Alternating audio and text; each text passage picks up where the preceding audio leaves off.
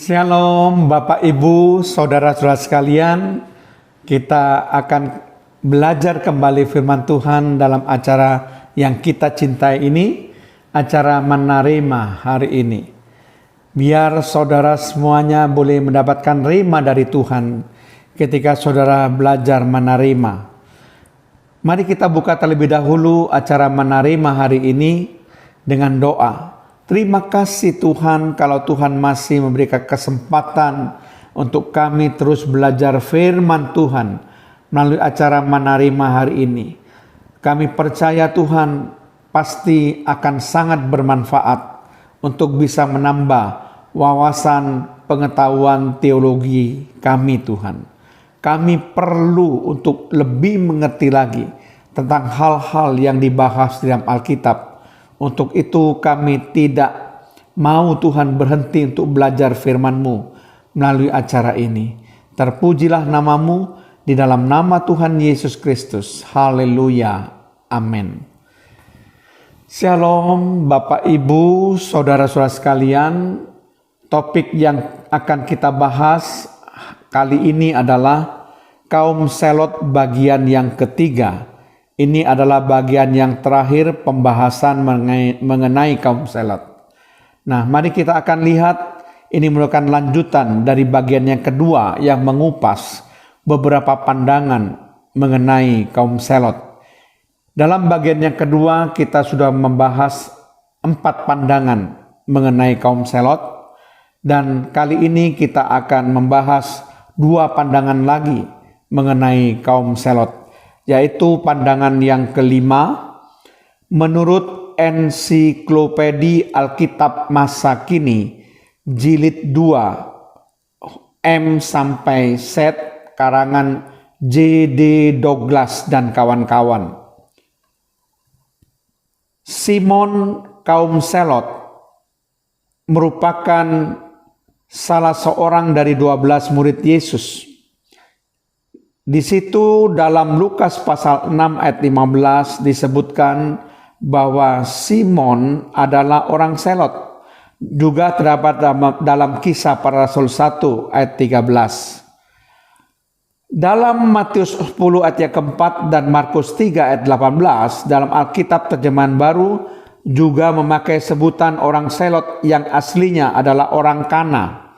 Asal katanya bahasa Aram dan artinya adalah orang Selot. Partai Selot yang menurut Yosefus adalah filsafat keempat di tengah-tengah orang Yahudi. Didirikan oleh Yudas orang Galilea yang memimpin pemberontakan melawan Roma tahun 6 Masehi. Maksudnya filsafat yang keempat itu adalah setelah Farisi, Saduki, dan Eseni.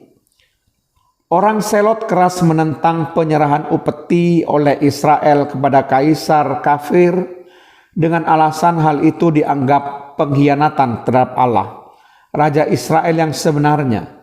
Mereka disebut orang Selot karena mereka fanatik meneladani Matatias, anak-anaknya, dan pengikutnya yang menunjukkan selos atau semangat besar untuk Allah melawan Antiochus yang keempat dalam 1 Makabe 2 ayat 24 sampai 27. Kitab Makabe termasuk dalam golongan kitab apokrifa atau kitab Deuterokanonika.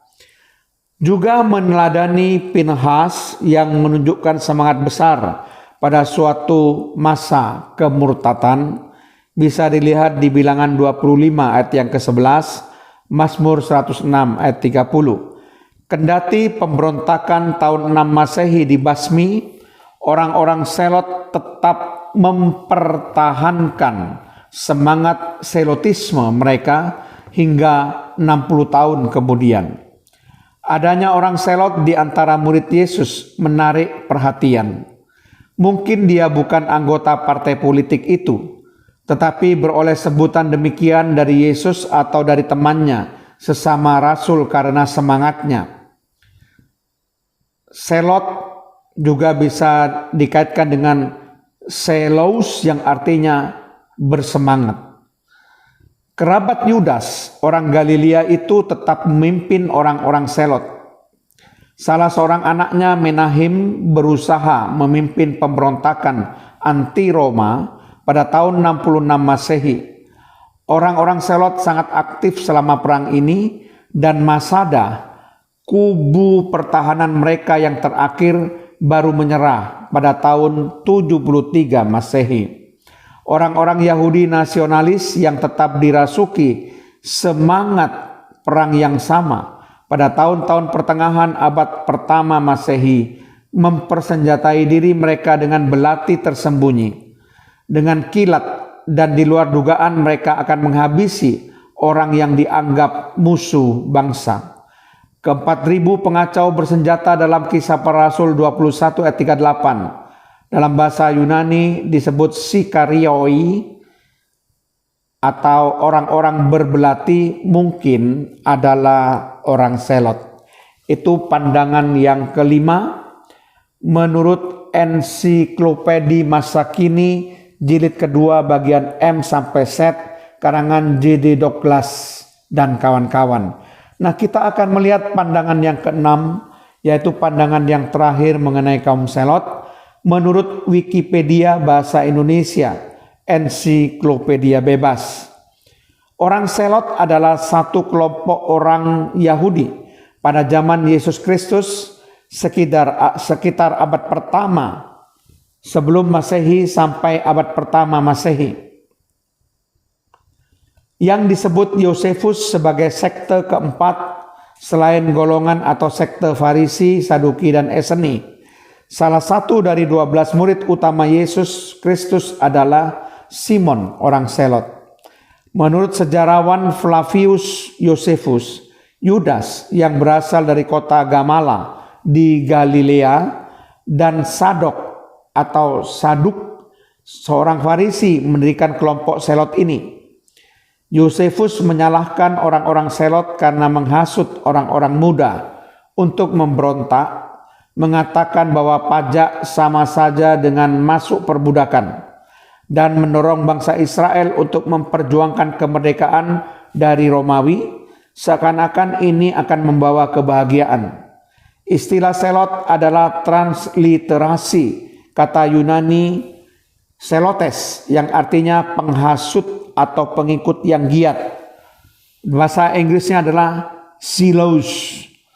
Dalam bahasa Ibrani disebut kanai, sering dipakai bentuk jamak kanaim yang berarti orang yang giat melayani Allah.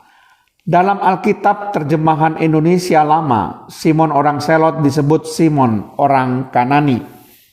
Yosefus mencatat bahwa orang-orang Selot di bawah pimpinan Yudas dari Galilea memberontak pada saat Kirenius menjalankan sensus di akhir masa pemerintahan Arkelaus, raja orang Yahudi, anak Herodes Agung.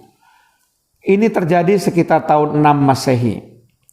Peristiwa pemberontakan dan kematian Yudas dari Galilea ini disebutkan oleh Rabi Gamaliel pada saat menasehati Sanhedrin untuk berhati-hati menangani murid-murid Yesus Kristus di Yerusalem. Disebutkan dalam Kisah Para Rasul 5 ayat 34 sampai 39.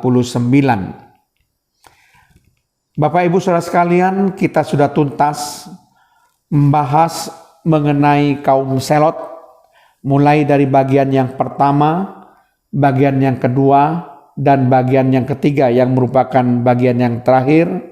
Semoga dengan demikian kita sudah tuntas membahas mengenai keempat kaum yang seringkali kita bertanya-tanya ketika membaca kitab Injil, yaitu kaum Farisi, kaum Saduki, kaum Eseni, dan yang terakhir yang kita bahas kaum Selot. Amin. Terima kasih Tuhan kalau kami sudah tuntas membahas tentang serangkaian kaum yang disebutkan dalam Alkitab yang perlu kami ketahui, khususnya yang terakhir adalah mengenai kaum Selot. Terpujilah namamu Tuhan, di dalam nama Tuhan Yesus Kristus. Haleluya. Amin.